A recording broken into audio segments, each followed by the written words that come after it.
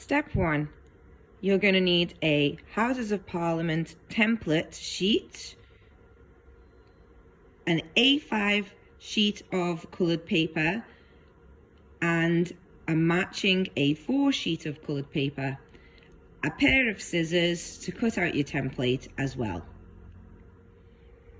Step 1, we need to cut out the Houses of Parliament template. So the first thing we need to do is cut this bottom bit off.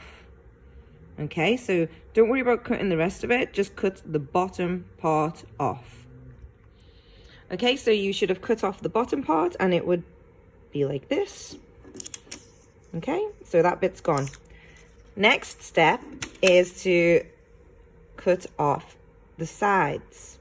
Now, it might help if you fold the sides over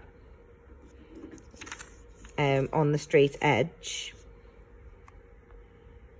like this. I will show you now. So you've got these sides here which are folded. That's going to help you cut in a straight line because you're going to cut these flaps off. That's your next step. So now that you've cut the bottom part off and you've cut these sides off as well, it will be a lot easier to cut out this template on your small piece of paper. So for the next part, you're going to need a paper clip to clip this piece of paper and the small coloured piece of paper together at the bottom. Now you want to line it up at the bottom. You could even line it up at the corner as well, actually, because that'll give you a nice corner. So you don't have to cut this line, and then you're only going to have to cut that line straight. Okay, so you'll need a paper clip, and you're going to place the paper clip in the bottom corner here. I've used a couple of paper clips. I've used about 3, just so I know that this piece of paper is not going to move around when I'm cutting. And then once you're confident that your piece of paper is in place, then you can start cutting out the stencil, this template of the Houses of Parliament around the dotted line, making sure that you're cutting the blue paper and this piece of paper at the same time. Okay, so now you should have the cut out stencil of the Houses of Parliament. As you can see, I've placed a few at the bottom to keep it in place, and on the back it's the blue paper. Okay, so we don't need this right now, but we'll remove our paper clips and we'll put this aside just for now, because this is going to make our Houses of Parliament stencil, which is going to be over the front of our background. Okay, so there we go. So that's what it should look like, and we just put that to one side for now, and I'll show you how to do the background in the style of Monet with chalk pastels. Okay, using a ruler, I'd like you to mark on the short edge from the bottom 1/3 of the way up your piece of paper. Now this is approximately 7 centimeters. Okay, so you need to use your ruler, line it up at the bottom and make a mark at 7 centimeters. Do the same on the other side. Make a mark at 7 centimeters and then join the 2 dots up together. As you can see, the line at the bottom here is our horizon line. That's where the water meets the sky. I've just placed the stencil on the edge, and as you can see, it should have this blocky section that joins onto the other short edge. Okay, now we're not going to be gluing this down or anything yet. That's going to be one of the last things we have to do. But you will need to trace around the white version, and I'll show you how to do that in a second, because this is going to be the top part of our Houses of Parliament. And if we put this bit like that, you can see here, we're gonna create a reflection. Now, in order to create a reflection in the water, we have to flip this Houses of Parliament over like that. Now, it doesn't matter that it goes off the page. and it doesn't matter if when you're drawing around it, if it's not completely straight or perfect, because it won't look straight or perfect. I'll show you what it looks like in the artwork by Monet. So if you have a look, the silhouette at the bottom is not perfect at the edge, okay? It's just not the silhouette, sorry, the reflection at the bottom is not a perfect outline. It's very blurred. So that's the idea. It's meant to be blurred. It's impressionist style. When you're ready to start adding color onto your paper, your piece of paper should look like this. You should have the horizon line and the flipped outline of the Houses of Parliament below, which is reflecting in the water. Next step now is to start adding some color to the sky. The main colors that you're going to need are these colors here on the left. So you will need a white, a light yellow, a darker yellow, an orange, and a red. This is going to create the sunset effect. Now, these colors here on the right are the colors that you'll be adding a little bit of later on once you've finished creating the sunset. So you don't need to worry if you don't have those colors just now, because you can borrow them from a friend, or you don't really need those, and you can be flexible with the colors that you have for those ones. These are just the detail colors, but you do need to have these ones. So you have to have a white, a yellow, at least one yellow, an orange, and a red. And the first thing I'm going to do is I'm going to start with my lightest color, and I'm going to create a sun effect, okay? Okay, so I've got my sun effect, which is quite powdery at the moment, but we're not going to blend it in yet. We're going to add some more colors before we start blending in. So the next color I'm going to add is the next lightest color, which is the yellow. Sticking to the lighter colors just now, I'm going to now add the next darker yellow into the sunny sky.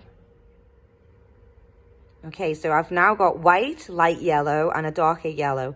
And as you can see, it starts to make quite a lot of powder. Now, we're not going to blend the powder yet until we've added all of our colours. Because once we blend it, you won't be able to see a lot of the paper which is in the background. And it gets quite messy, so you'll have a lot of chalk on your fingers when you start blending. So we need to avoid getting chalk all over our fingers just now while we're adding the colours. So as you can see, we started quite light at the top of the page, and then we're getting darker as we're going down the page. So the next colour we're going to use is orange as we're moving down. You can do little flecks of orange in the sky if you want to, but avoid filling the sky with too much orange. Okay, so I've added my orange to the sky, and as you can see, I've put a few little flecks of orange up higher in the sky, but most of the colour is dragging down towards the horizon line here. The next warm colour, which is one of my main colours that I need to add, it is the red. So I'm going to start adding the red, and that's mostly going to be at the bottom, and then maybe the odd fleck of colour up in the sky as well. Okay, so now you can see that we've done all of the main colours for the sky. I haven't put any colour in the water yet, but we are going to do the water at some point soon. So what I would like you to do now is start using your finger to just blend the colours together, trying to get rid of most of the blue paper that you can see in the background. Once you've done that, then we'll start adding the other 3 colours that we've chosen.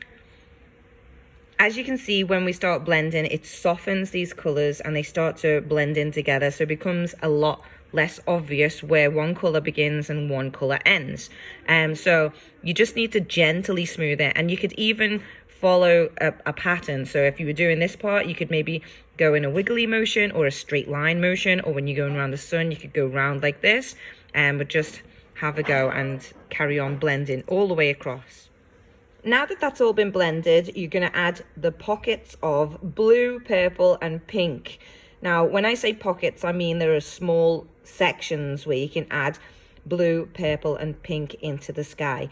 Keep these colours low down, though. I would say don't go any higher than the top third of the piece of paper. So kind of stick to this low part, because those colours generally occur quite low in the horizon when it's sunset and sunrise. Okay, so now I've got something which looks a little bit like this. So there's pockets of blue, and then I've surrounded that by pink and darker parts of purple as well. My next step is to now blend all of this together with my finger. Now that it's all blended, I'm going to add some pockets of white for the clouds, just a few, just to make that background stand out a little bit more. To create this effect, I've just been getting the piece of chalk and pulling it across in short lines. When you're happy with the amount of wispy lines that you have on your page to act as clouds, you can softly blend these in. They don't need to be super softly blended. You want to be able to see some of the marks. Now that your sky section is done, it's now time to complete the water reflection of the sky. Now to do this, you are going to need all the colours that you used in the sky, but you're not going to blend this part in at all, because you want the ripples of the water to be obvious. So that means that the lines that you will make with each colour when you're pulling your piece of pastel across, you're going to leave them like that. You're not gonna blend them in, at least not blend them in very much. So here we go. I'll show you what the first section looks like. You're going to start with your lightest colour again and build up. So it was white, then yellow, then orange, then red, and then we'll look at the other colours after that. That's the white section done. What you need to remember is that you've got this shadow, which is from the Houses of Parliament, that is going to be stuck down. So remember to leave the shadow as it is. So you don't want to put any colour in the shadow area. Okay, so that's white and yellow lines. The next one I'm going to go for is the orange lines, and you're just building it up, building it up. Okay, so now we've got white lines, yellow lines, orange lines. Time to move on to the red lines. Now it's okay if you go over the edge of the stencil. Again, like I said, it's not meant to be perfect. It's meant to be quite blurred and wavy around the edge. And we'll be doing that section next with the other colours that we used. Okay, so that's the bottom bit that is done. So that's the water that's done. Now I am going to blend it ever so slightly and then put a little bit more bright yellow and white over the top, just so it stands out a little bit more. Okay, so I'm just going to show you here how I'm blending it. I don't want all of this to all merge into the one colour, so I'm just blending it ever so slightly, just so I can still see the lines, but I'm getting rid of some of this paper that's underneath. And it's okay if I go over the edge there. So I'm just ever so slightly blending it, as you can see. Okay, now I'm just adding a few extra waves on top of the water so that you can see that this is water and not the sky. So just a few like wiggly lines. Let me just, I can't actually hold this at the same time, so I'll draw it and show you. Okay, so I'm happy with the wavy lines that I've created in here to give a wave effect. And I'm happy that these colours are mirrored in the water. Now I'm going to create the wavy ripple effect, but in the shadow of the Houses of Parliament. And to do that, I'm going to use the three colours that we added blocks of colour to the sky with. So I'm going to start off this time with the darkest colour, which is the purple, and then I'm going to move on to the blue and then the pink. Doing the same thing that we've done here to create the waves. So you're just building it up and not blending until the very end once you've added all of the colours. And even then, you're only blending a little bit gently. You don't want to be rubbing this all together because it'll just look like a big mound of all brown, okay? And we don't want it to look like that. You want to be able to see all of the different colours. So it's important to blend, but you're not blending it too much, or it'll just mix the colours together and create a brown colour. Okay, so you can now see the shadow of the Houses of Parliament is starting to take effect, and it's starting to blend a little bit more into the water ripples. Okay, so now it's time for the next colour, which is blue. As you can see, the blue chalk colour blends into the color of the background of the paper. So it's not very obvious that it's been done, but it actually gives a really good effect. And we'll add some more of that later on when we've finished doing the shadow, and we'll add that to other parts of the water as well. Okay, so now it's time to add the pink. That's our shadow completed, and we can start to softly blend these colors in with our fingers. We still want to retain some of the lines, and we should be able to tell that there are 3 colors there and it's not just one big lump of color. So I'm going to do that, and then I'll show you what that looks like. Okay, so now we have the shadow completed. What we need to do is add the white highlights of the waves, as the waves are reflecting light from the sky. Even though there's a shadow on the water, there is still light that gets shone onto this water, and the light is still reflected off the waves.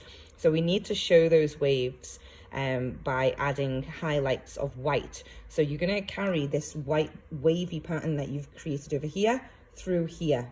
Try not to put too much of it, because remember, it is a shadow and it should look like a shadow. You don't want it to be too white, so just add the odd fleck of white through here. And once you've completed that, then you're going to add the odd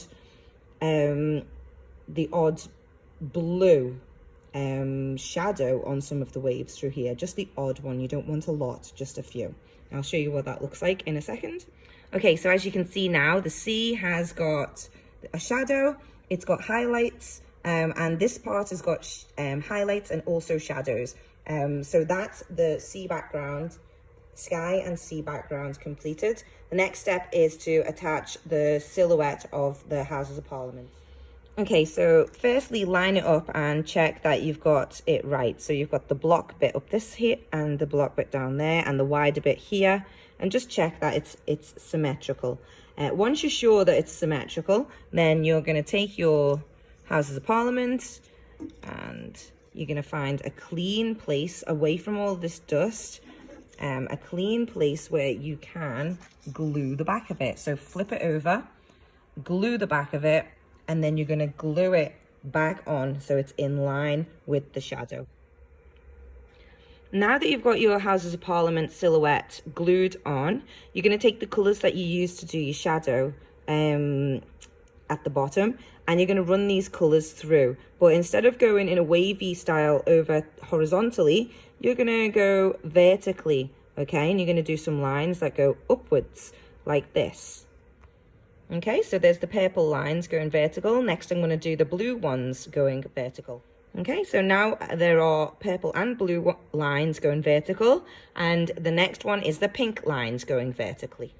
Okay, now that you've got the purple, the blue, and the pink lines going vertically, you are going to blend these in ever so slightly. You're almost done. Now it's time to add the last little shade details. You're going to add some very dark shadows to the building with a charcoal pencil, and the person in the boat who's on the river with a charcoal pencil. So using a dark charcoal pencil, I've just created a kind of fine line, like small marks, small brush strokes right around the edge. Just sticking to going around the edge, and then I've put some random blocks together like this, which kind of make it look like lots of windows, which the Houses of Parliament does have a lot of windows. So just random little blocks here and there, and then when you are happy with the amount of dark shade that there is, you can just blend it in ever so slightly.